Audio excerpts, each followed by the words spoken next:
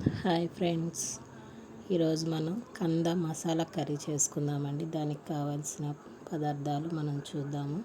ముందుగా hot water పెట్టుకుందామండి. కొంచెం నీళ్ళు కొంచెం బాగా వేడైన తర్వాత చూసి ఉప్పు పసుపు వేసి ఈ కంద ముక్కలు దాంట్లో వేసి మనం పక్కన పెట్టుకోవాలండి. ఒకటి బాండీలో ఒక 3 టేబుల్ స్పూన్ ఆయిల్ వేసి జీలకర్ర ఆవాలు వేసి వేగనివ్వాలండి. వేగిన తర్వాత ఒక 3 మీడియం సైజు ఉల్లిపాయలు తీసుకొని 3 పచ్చిమిరపకాయలు వేసి సన్నగా కట్ చేసి ఇలా దోరగా వేయించుకోవాలి. ఇవి వేగిన తర్వాత మనం వీటిల్లో ఒక పెద్ద సైజు టమాటా ఒకటి తీసుకున్నానండి. ఆ టమాటా కొంచెం అల్లం వెల్లుల్లి పేస్ట్ కూడా వేసి వీటిని మగ్గనివ్వాలి. ఈ టమాటా అల్లం వెల్లుల్లి పేస్ట్ కూడా పచ్చివాసన పోయే వరకు మంచిగా ఎర్రగా వేగాలండి. అలా వేగితేనే మనకి కర్రీ టేస్ట్ బాగుంటుంది.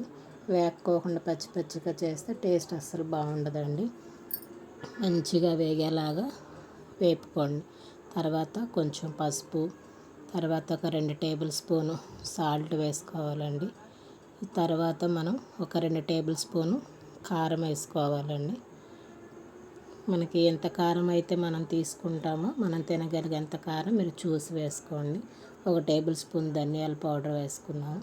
ఒక 1/2 టేబుల్ స్పూన్ గరం మసాలా, అంటే మనం ఇంట్లో ప్రిపేర్ చేసుకునే గరం మసాలా వేసానండి. ఇవి కూడా మనకి దాంట్లో బాగా వేగాలండి. వేగితేనే దాని టేస్ట్ బాగుంటుంది మనకి మసాలాకి. వేగిన తర్వాత కొంచెం కరివేపాకు, కొత్తిమీర, పుదీనా వేసి మనం ఒకసారి కలుపుకుందామండి. ఇలా కలుపుకున్న వాటిల్లో మనం ముందుగా కడిగి పెట్టుకున్నాం కదా కంద ముక్కలు, హాట్ వాటర్లో పెట్టాం. వీటిని కడిగి శుభ్రంగా 2-3 సార్లు కడిగి పక్కన పెట్టుకొని ఆ ముక్కలు ఇప్పుడు ఈ మసాలాలో వేయాలండి. ఇవి వేసిన తర్వాత బాగా వేగేలాగా ఈ ముక్కలొక్క మసాలా అంతా పట్టేలాగా కొంచెం సేపు వేయించుకొని మూత పెట్టి మూత పెడితే చక్కగా మగ్గుతాయి ముక్కలు. ఆ మగ్గిన ముక్కల్లో మనం ఏం చేయాలంటే 1 గ్లాసు వాటర్, ఎందుకంటే కంద కొంచెం గట్టిగా ఉంటుంది కాబట్టి 1 గ్లాస్ వాటర్ వేసేసి అది మనం చూసుకోవాలి. ఎక్కువ వాటర్ వేసినా కూడా కంద మరీ సాఫ్ట్గా అయిపోతే బాగోదండి. అందుకే 1 గ్లాస్ వాటర్ వేసి మనం మళ్ళీ కలిపేసి మూత పెట్టి ఉంచాలి.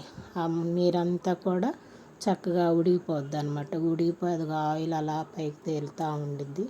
అలా ఆయిల్ బాగా పైకి తేలిన తర్వాత మళ్ళీ మనం ఒకసారి కలుపుకుందామండి. కలుపుకున్న తర్వాత మనం ఒక చిన్న గిన్నెడు కొబ్బరి పాలండి, పచ్చి కొబ్బరి, మనం ఫ్రెష్గా తెచ్చుకున్న పచ్చి కొబ్బరి పాలు తీసుకొని ఆ పాలు వేస్తే చాలా టేస్ట్ బాగుంటుంది. ఆ పచ్చి పాలు పోసి మళ్ళీ కొంతసేపు మనం మూత పెట్టి దాన్ని ఉడకనివ్వాలండి. ఆ మసాలాకి అంతా కూడా ముక్కకి పాలు ఇవన్నీ కూడా పట్టాలి కంద ముక్కలకి. అలా మొత్తం పడితేనే దాని టేస్ట్ బాగుంటుంది. ఇది మనకి